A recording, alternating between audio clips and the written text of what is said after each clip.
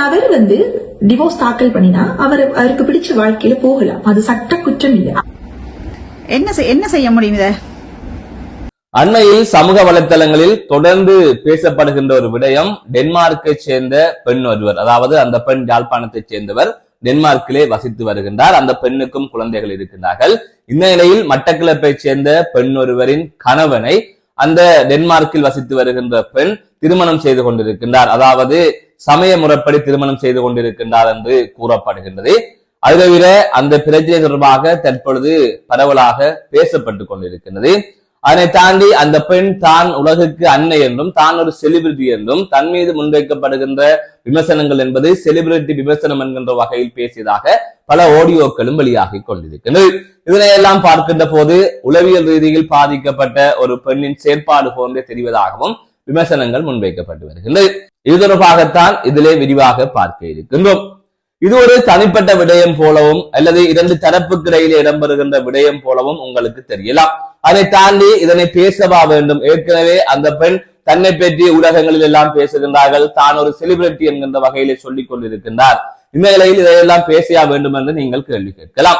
ஆகவே இங்கொரு விடயத்தை நீங்கள் அறிந்து கொள்ள வேண்டும்.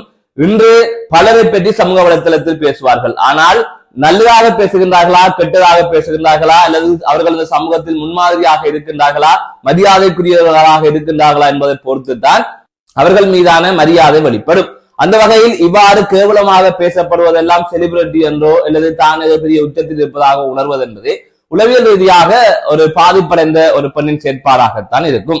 தற்பொழுது விடயத்திற்கு வருவோம். அதாவது கடந்த சில தினங்களாக சமூக வலைத்தளத்திலே ஒரு விடயம் வைரலாக பேசப்பட்டுக் கொண்டு இருக்கின்றது. அதாவது மட்டக்களப்பை சேர்ந்த ஒரு பெண், அவருக்கு 3 பிள்ளைகள், தற்பொழுது அவர் கர்ப்பமாக இருப்பதாகவும் கூறப்படுகிறது. 4வது பிள்ளை பிறக்கப் போகிறது என்றும் கூறப்படுகிறது.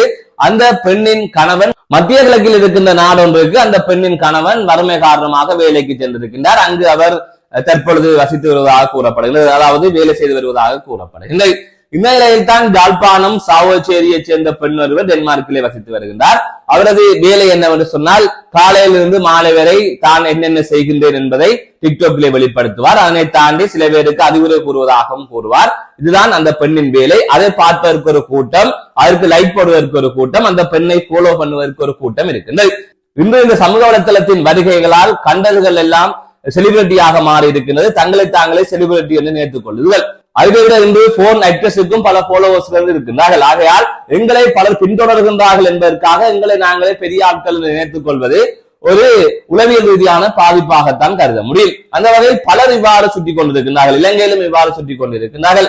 அதனை தாண்டி பலரது செயற்பாடுகள் என்பது மிக மிக கேவலமாக இருக்கிறது. டிக்டாக் என்பது தேவையில்லாத ஒரு செயலை தடை செய்யப்பட வேண்டும் என்கின்ற ஒரு நிலைதான், ஒரு விருப்பம் தான் சமூக ஆர்வலர்கள் மத்தியிலே இருக்கின்றது என்று கூறலாம். அந்த வகையில் தான் அந்த டென்மார்க்கில் வசிக்கின்ற பெண்ணுக்கும் இவ்வாறு மத்திய கிழக்கு நாடொன்றுக்கு வேலைக்கு சென்ற அந்த நபருக்கும் இடையிலே காதல் ஏற்பட்டதாகவும் அவர்கள் சமய முறைப்படி திருமணம் செய்து கொண்டதாகவும் ஒரு தகவல் கூறப்படுகின்றது. ஆனால் அது உறுதிப்படுத்தப்பட்ட தகவல் இல்லை. அதை தாண்டி சில ஆடியோக்களும் வெளிவருகின்றன. அதை தவிர அந்த மத்திய கிழக்கு நாடொன்றில் பணியாற்றி கொண்டிருக்கின்ற அந்த நபரின் மனைவி மட்டக்களப்பிலே 3 பிள்ளைகளுடன் தவித்து வருகின்றார். தற்பொழுது கர்ப்பமாக இருக்கின்றார். இந்த நிலையில் இவர்களுக்கு இடையிலே ஒரு கருத்து முரண்பாடு ஏற்பட்ட நிலையிலே அந்த டென்மார்க்கில் இருக்கின்ற அந்த பெண் கூறுகின்றார், நான் செலிபிரிட்டி, என் மீது முன்வைக்கப்படுகின்ற விமர்சனம் என்பது செலிபிரிட்டி விமர்சனமாகத்தான் இருக்கும், என்னை உலகிலே அன்னையாக பார்க்கின்றார்கள் என்கின்ற அடிப்படையிலே பல விடயங்களை பேசிக் கொண்டிருக்கின்றார். அதுவே சமூகத்தில் ஒரு தவறான தகவலையும் பரப்புகின்றார். இலங்கை சட்டம் தொடர்பாக தவறான தகவலை பரப்பிக் கொண்டிருக்கின்றார். விவாகரத்திற்கு விண்ணப்பித்தால் அவர் வேறு திருமணம் முடிக்கலாம் என்று. அப்படி ஒரு சட்டமும் இலங்கையிலே இல்லை. தொடர்பாக பெண் ஒருவரும் ஒரு காணொலியை வெளியிட்டிருக்கிறார். அது சட்டம் தொடர்பாக. அதையும் இந்த காணொலியின் இறுதியிலே நீங்கள் பார்க்கக்கூடிய வகையிலே இருக்கும். இதிலே உங்களுக்கு ஒரு கேள்வி இருக்கும், அந்த பெண்ணுக்கும் அந்த நபருக்கும் விருப்பம் என்றால் திருமணம் செய்து கொள்ளலாம் தானே? இதுதானே உலக வழக்கமாக இருக்கின்றது, சட்டமும் இதைத்தானே சொல்லுகின்றது. இன்று இல்லாவிட்டாலும் விவாகரத்து பெற்று திருமணம் முடிப்பார். இதை யாரால் தடுக்க முடியும்? இதனால் என்ன பிரச்சனை இருக்கிறது, இதனால் சமூகத்துக்கு என்ன பிரச்சனை இருக்கிறது, பாதிப்பு இருக்கிறது என்பது பற்றி நீங்கள் கேட்கலாம். அங்கேதான் இதிலே ஒரு விடயத்தை குறிப்பிட்டாக்க வேண்டும். அதாவது சட்டப்படி இங்கு எதை வேண்டும் என்றாலும் செய்து கொள்ளலாம். ஆனால் தமிழர்களுக்கு என்று சொல்லி ஒரு கலாச்சாரம் இருக்கின்றது. அந்த கலாச்சாரத்தில் சரியான விதிமுறைகள் இருக்கின்றது. அதனை மீறி ஒரு விடயம் செய்கின்ற போது அது இந்த சமூகத்திலே ஒரு பாதிப்பை ஏற்படுத்துகின்றது. எவ்வாறான பாதிப்பு ஏற்படுகின்றது என்பதை நான் உதாரணமாக சொல்லுகின்றேன். அண்மையிலே முல்லைத்தீவில் ஒரு சம்பவம் ஒன்று இடம்பெற்றிருந்தது. அண்ணன் தங்கையை தவறான முறைக்கு உட்படுத்தினார் என்று. அதற்கு முதல் சில மாதங்களுக்கு முன்னர் முல்லைத்தீவில் ஒரு செய்தி வெளியாக இருந்தது, தந்தை மகளை தவறான முறைக்கு உட்படுத்தினார் என்று. இவ்வாறு நடக்கின்ற சமூக பிறழ்வுகளுக்கு பின்னணியில் பார்த்தீர்கள் ஒரு ஒற்றுமை இருக்கின்றது. அதாவது தந்தையால் மகள் தவறான முறைக்கு உட்படுத்தப்பட்ட அந்த சம்பவத்தில் அந்த நபரின் மனைவி வேறொரு நபருடன் சென்று விட்டார். அதன் தொடர்ச்சியாகத்தான் தந்தையால் மகள் இவ்வாறு தவறான முறைக்கு உட்படுத்தப்பட்டிருந்தார். அதை தவிர அண்ணனால் தங்கை தவறான முறைக்கு உட்படுத்தப்பட்டிருந்த சம்பவத்திலும் பார்த்தீங்கன்னு சொன்னால் தந்தை இறந்து விட்டார், தாய் வேறொரு திருமணம் முடித்து விட்டு சென்று விட்டார். அந்த அண்ணனும் தங்கையும் தாயின் சகோதரின் வீட்டில் தங்கிய நிலையில சம்பவம் நடந்திருக்கின்றது. அதாவது இன்று இருக்கின்ற சிறுவர்களின் பெற்றோர்கள் சரியான முறையில் இல்லாததால், குடும்பம் ஒரு கட்டுக்கோப்பாக இல்லாததால், சட்டத்தின்படி நாங்கள் எத்தனை திருமணம் செய்து வேண்டும் என்றாலும் வாழலாம் என்று சொல்லுகின்ற போது அங்கே பிள்ளைகள் சிதைவடைகின்றார்கள், பிள்ளைகள் போதை வஸ்து பழக்கத்திற்கு உள்ளாகின்றார்கள். அதன் தொடர்ச்சியாக இவ்வாறான பல சமூக பிறழ்வுகள் இடம்பெறுகிறது. அதற்கு காரணமாக இருப்பது இவ்வாறான முறையற்ற தொடர்புகள், அதாவது தமிழ் கலாச்சாரத்திற்கு புறம்பான தொடர்புகள். அது சட்டப்படி நியாயம் என்று நீங்கள் கூறலாம். ஆனால் இதனால் சமூகத்தில் இப்படியான பாதிப்புகள் எல்லாம் ஏற்படுகின்றது என்று கூறுகிறேன். அதன் அடிப்படையில் தெரிந்தோ தெரியாமலோ அந்த பெண்ணை பலர் பின்தொடர்கின்ற நிலையில் இன்னொரு பெண்ணின் கணவனை நான் திருமணம் முடிக்கலாம், சட்டத்தில் இடம் இருக்கின்றது என்பதற்காக அப்படி செய்கின்ற போது அது ஒரு தவறான ஒரு முன்னுதாரணமாக இருக்கின்றது. இன்று தவறானவர்கள் செய்கின்ற அனைத்து விடயங்களையும் பின்பற்றுவதற்கு ஒரு கூட்டம் இருக்கின்றது. ஆகையால் நான் சொல்லுகின்ற விடயம், அந்த பெண்ணை பின்தொடர்பவர்கள் கொஞ்சம் யோசித்து சிந்தித்து பின்தொடருங்கள். இல்லையா நல்ல காணொலிகளை பாருங்கள். இங்கு சமூகம் சார்ந்த எத்தனையோ காணொலிகள் இருக்கின்றன, அதனை பாருங்கள். அதை விடுத்து இப்படி பார்த்து அந்த பெண் மாதிரியே நீங்களும் மாறி இந்த சமூக கட்டுப்பாட்டை கெடுத்து விடாதீர்கள் என்பதுதான் பலர் முன்வைக்கின்ற விடயமாக இருக்கின்றது. எனவே அவதூறமாகத்தான் இதிலே பேச வேண்டும் என்று நினைத்தேன், அதன் அடிப்படையில் பேசுகின்றேன். எனவே இங்கிருக்கின்ற யாராக இருந்தாலும் கொஞ்சம் பேர் உங்களை பின்தொடர்ந்தால் நீங்கள் என்ன வேண்டும் என்றாலும் செய்யலாம் என்கின்ற அந்த பைத்தியக்கார தனத்திலிருந்து விடுபடுங்கள். மீண்டும் ஒரு காணொலி சந்திக்கின்றேன். நான் நடராசா ஜெயகாந்தன். விவாகரத்து வழக்க தாக்கல் செய்த ஒருவர் தனக்கு பிடிச்சவரை திருமணம் செய்யலாம், இங்க சட்ட குற்றம் இல்லை. ஒரு நபர் டிவோர்ஸ் தாக்கல் பண்ணினா அவருக்கு பிடிச்ச வாழ்க்கையில போகலாம், அது சட்ட குற்றம் இல்லை. இத கேட்க என்ன செய்ய முடியும்? இத அதாவது தன்னுடைய பிள்ளைகளுக்கும் தான் செய்யறதையும் சரி நியாயப்படுத்துறதுக்காண்டி ஒரு நாட்டினுடைய மிகப்பெரிய சட்டத்தை மாற்றி பொய்யாக்கி இந்த சமூக வலைத்தளத்துல சொல்லி இருக்கிறவர்கள் எல்லாரையும் திசை திருப்பி அவர்களை தவறான வழியில வழி நடத்தக்கூடிய இவர் ஒரு கிருமிதான். இது ஒரு கிருமி. என்னண்டா விவாகரத்து வழக்க தாக்கல் செய்த உடனே யாருக்கும் விவாகரத்து கிடைக்காது. கணவன் மனைவி இருவருடைய சம்மதத்தோட அதை செய்தாலும் கூட அது பல மாதங்கள் ஆகிறது. ஆனா எதிர்ப்பு தெரிவிக்கக்கூடிய நிலையில அது வருடக்கணக்கா செல்லும், 3, 4, 5 வருடங்கள் கூட செல்லும். சரி, அப்படியே சென்று கையில விவாகரத்து கிடைத்தாலும் உடனடியா திருமணம் செய்ய இயலாது.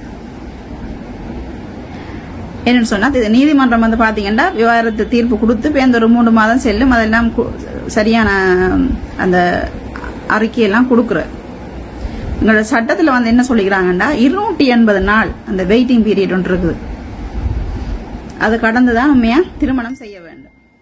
ஏனென்று சொன்னா அந்த 280 நாள் என்னன்னா இத மிக கவனமாக இந்த 89,000 ஃபாலோவர்ஸ் உங்களுக்கு தான் இதை நான் போடுறேன். மூளையை கலட்டி வச்சுட்டு பின்தொடர்றீங்க தானே, குப்பையை கோபுரத்தில் வச்சுட்டு. நீங்கள் உங்களுக்கு வாய் இருந்தால், உங்களுக்கு அறிவு இருந்தால் இந்த கேள்வியை அங்கே கேளுங்கள். என்னால கேட்க முடியவில்லை, என்னன்னு சொன்னா எங்களை எல்லாம் அப்படியே லிமிட் பண்ணி வச்சுக்கிறாங்க, அந்த கேள்வி கேட்க முடியாம. சரி, வருவோம். 280 நாள் என்னன்னு சொன்னா ஒரு கரு ஒன்று உருவாகி குழந்தை வெளியுலகத்துக்கு வரக்கூடிய அந்த காலப்பகுதி தான் 280 நாட்கள்.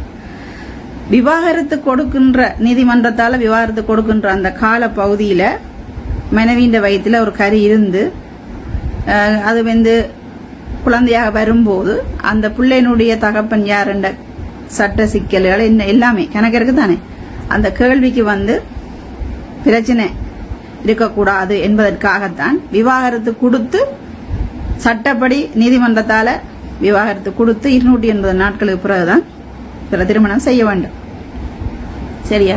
இது ஏற்கனவே இயற்றப்பட்ட சட்டங்கள். அதுக்கு முன்னர் இப்படியான பிரச்சனைகள் வழக்குகள் எல்லாம் வந்ததாலதான் திருப்பி ஆராய்ந்து சரியா சட்டத்தை எழுதி வைத்திருக்கிறார்கள். சும்மா அந்த சமூக வலத்தில் இருக்கக்கூடிய ஆக்கள் கையெல்லாம் நடனமாட விட்டுட்டு சொல்ற மாதிரியான சட்டம் இல்ல. மிகப்பெரிய பெரிய பெரிய பிரதம நீதி அரசர்கள் எல்லாரும் சேர்ந்து இயற்றிய சட்டம் அது. சரியா? அந்த சட்டத்தை தனக்கேற்ற மாதிரி மாற்றிக்கொள்ளக்கூடிய இந்த கிருமி வேற வேற என்னென்ன விடயங்கள் எல்லாம் மாற்றுவார்?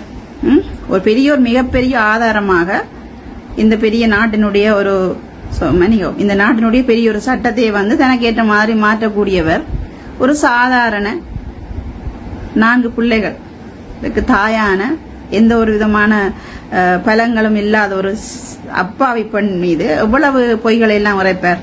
இதை இந்த 89,000 ஃபாலோவர்ஸ் வந்து விளங்கிக் கொள்ளுங்க. இந்த நிலைமைக்கு காரணம் நீங்க தான். இந்த அப்பாவி பெண்ணினுடைய இந்த நிலைமைக்கு காரணம் நீங்க தான்.